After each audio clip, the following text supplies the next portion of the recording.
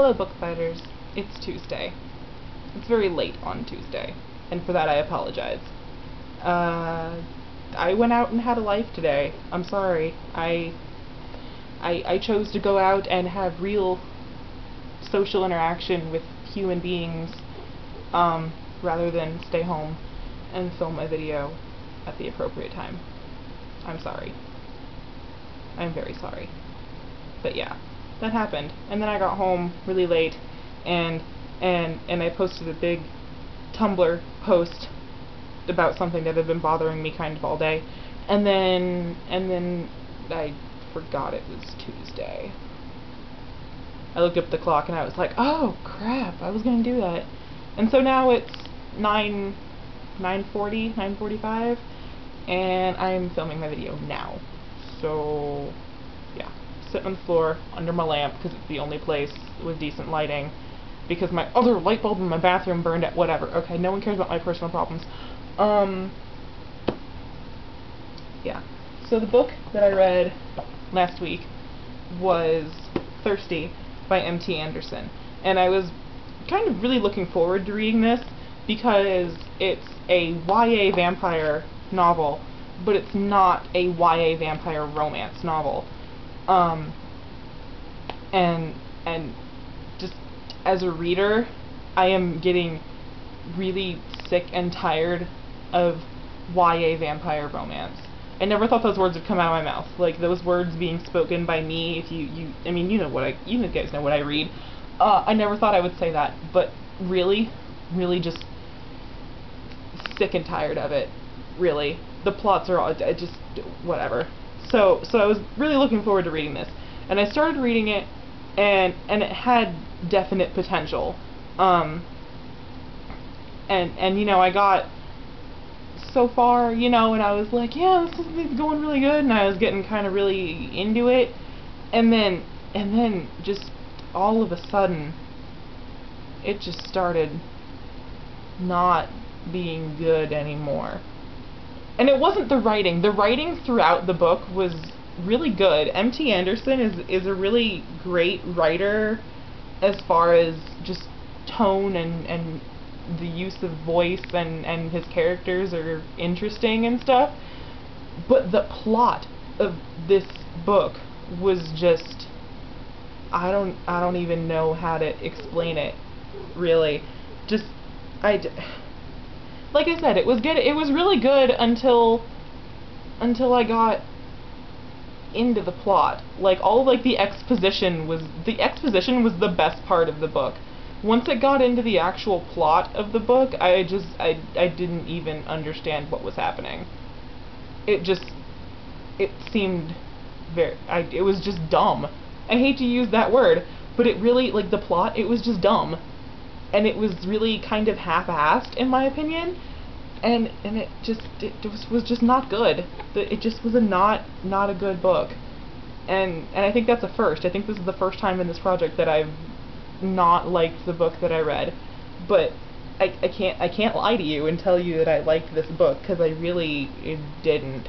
It just, once it got to all the forces of light and the vampire god with the unpronounceable name, and the boy being a vampire because the nurse saved his life and was a vampire when he was a baby, and then the ending is just like, what? And it's just not good. I'm sorry. Just not good. So that was disappointing. So all the rest of you are reading fantasy this month, it seems. But I've been reading fantasy and fiction pretty much this whole thing. I think I've read one non-fiction book. And I've been kind of craving some non-fiction. And so I'm going to read, for this week, The Complete Writer's Guide to Heroes and Heroines, which was a Christmas present from my friend. And I hope that this one is better. I would not like to not like two books in a row. That would be bad. But while I'm reading that, I'm also probably going to be flipping through this, the Doctor Who Visual Dictionary. This is actually my friend's. She had it in the car today to show me when we went out, and then she told me that I could take it home and look at the pictures and read the things, and so I'm going to. But it's not very big, and the writing is very sparse, so I'm not going to count it as a real book, so I'm going to just kind of read it as like a addition to the heroes and heroines. But I'm excited, mostly about this. But yeah. So, Katie's question was about Lord of the Rings, and I don't feel like I'm qualified to answer your question on what race I would be, because I haven't read Lord of the Rings. And I swear that I told you guys that before, but maybe we just forgot or something. I don't know. But I have not read them, and while I have seen the movies at per Katie's and Sarah's request, I maybe it was because I was watching by myself, maybe I just wasn't in the right mood, but they didn't stun me. I know, I'm a bad person. I'm sorry. If I get the extended edition ones, maybe when we watch them together it'll be better. Usually I'm better watching movies with other people. But yeah, so as to the question what race I would be, I have read The Hobbit, though it was a long time ago, but I guess if I had to pick a race that I would be, based on my knowledge of the Lord of the Rings universe from The Hobbit that I've gathered, I want to be a dragon. I'm not gonna lie. Can I be a dragon? I remember there was a dragon. I believe his name was Smaug. I mean, I read this in 4th grade. I believe his name was Smaug, or something like that.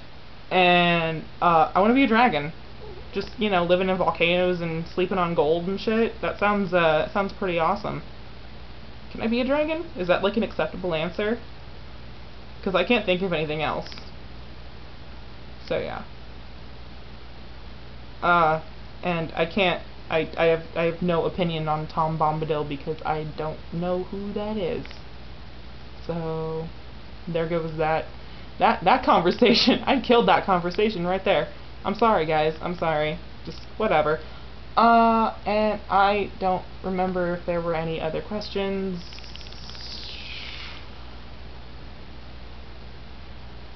So I'm just gonna end the video now. Alright guys, I will see you all next Tuesday, except for Sarah, who I will hopefully maybe see tomorrow. Please, I miss you. I miss your videos. I want you back next to me. That sounded creepy. Why do I always say the creepiest things and then realize afterwards that they're creepy, and then acknowledge the fact that they're creepy, thereby making them creepier? Whatever. Fairly well, Bookfighters.